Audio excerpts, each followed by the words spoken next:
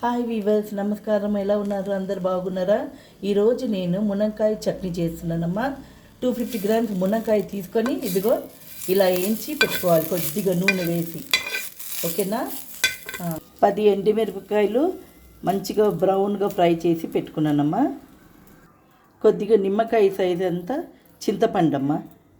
Okay, వెల్లుల్లి రెప్పలు ఒక 6 వేసుకున్నాను. ఇదిగో ఒక 2 స్పూన్స్ మినప్పప్పు, 2 స్పూన్స్ ధనియాల పొడి, హాఫ్ స్పూన్ ఏమో పసుపు, జీలకర్ర 1 స్పూన్ వేసి మంచిగా బ్రౌన్ చేసి పెట్టుకున్నానమ్మా. ఇదిగో ఉప్పు కూడా వేసుకున్నాను.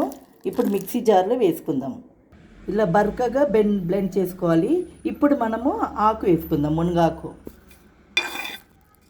కొద్దిగా నీళ్ళు వేసుకొని గ్రైండ్ చేసుకుందామమ్మా. ఇప్పుడు తాలింపు చేస్తున్నానమ్మా. హాఫ్ స్పూన్ జీలకర్ర, 3 స్పూన్ల నూనె పోసానమ్మా. హాఫ్ స్పూన్ ఆవాలు,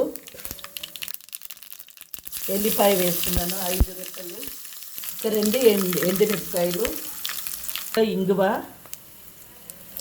కరివేపాకు వేస్తున్నాను. ఇందులో పోసేద్దామమ్మా. ఓకేనా? ఇది టేస్ట్ చేసి చూడండి. మీకు నచ్చిందంటే లైక్ చేయండి, షేర్ చేయండి, సబ్స్క్రైబ్ చేయండి. ఓకేనా? బాయ్.